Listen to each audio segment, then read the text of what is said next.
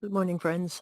I haven't been posting as much because I got a new dog. Andy Kelb Jadid is my Ollie, and I've been trying to train him and deal with him. But I was going to make a video on hibiscus and some other drinks that are popular in North Africa called Karkadih.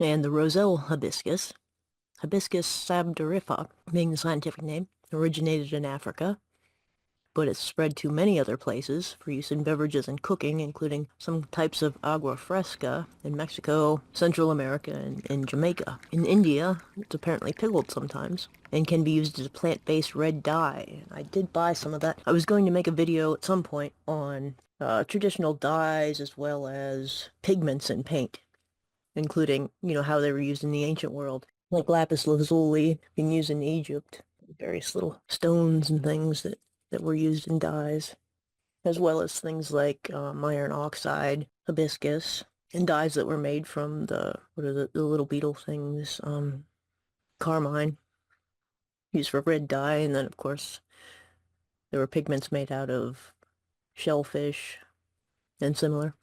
But in any case, we're talking about the drinks here, and it's made into a sweetened cold drink, often in Arabic-speaking countries.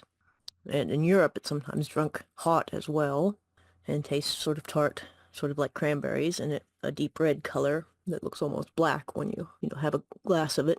So the hibiscus I bought was from Egypt, and I usually guess at recipe measurements, but I saw a recipe video from Saudi Arabia, and I watched that, and it suggested 1 cup of hibiscus, Coop, Zara, or Karkadih, half a cup of sugar, and 1 liter of boiling water. And it's also good to note the words for liter and cup are basically the same in Arabic also. Coop and liter.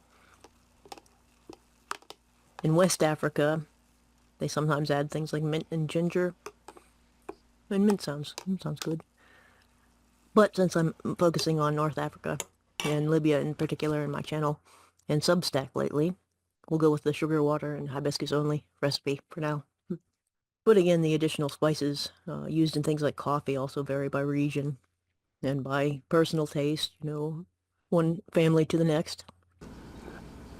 So technically the word tea is only supposed to be used for Camellia sinensis leaves, and other beverages made from steeping plant matter in hot water is called a tisane, something like that. So mostly tea nerds are the only ones who care about this, and I say this affectionately. I know some people who measure the exact temperature of the hot water and use a timer for steeping, but, that's a bit much for me. I don't know. I don't do these things. I usually eyeball them.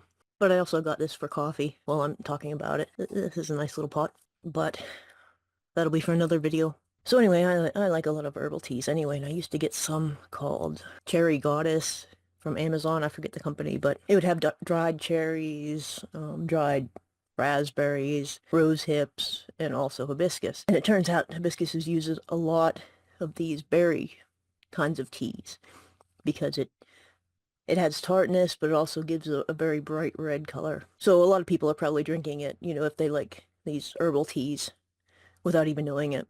And a lot of places also talk about health benefits on blood pressure and things like that. The Libya Observer site notes that it has vitamins and minerals which are helpful for people who are fasting. But anyway, it's very tasty and would be refreshing in warmer weather. Also good, well, hot. Here's the other thing I got. It's like a blank, you can't see the words. It's like a blank cookbook, recipe book, It's in English though. So you can see you put the recipes and the time and things, and then this is just lined on that side. It has an index in the front you can fill out. So I've been writing down the recipes for Bazine, if you can see any of that at all. On the first page, I started with Bazine anyway. So I've been watching videos on that and writing things down and to learn the words and also how to learn to make it also just by watching the videos. So that's been useful. And the comment sections are always adorable, you know, the compliments people give to the video makers. But I think that's about it. But I was also reading Ethan Chorin's Exit the Colonel book while watching the Dragunov series. So that has a lot of details and things, so I've been enjoying that, and I'm about halfway through that now. Just real life things and the dog and so on has been keeping me from doing as much language related stuff in the past couple of weeks. But yes, thanks for watching, and I'll try to get some more content up shortly.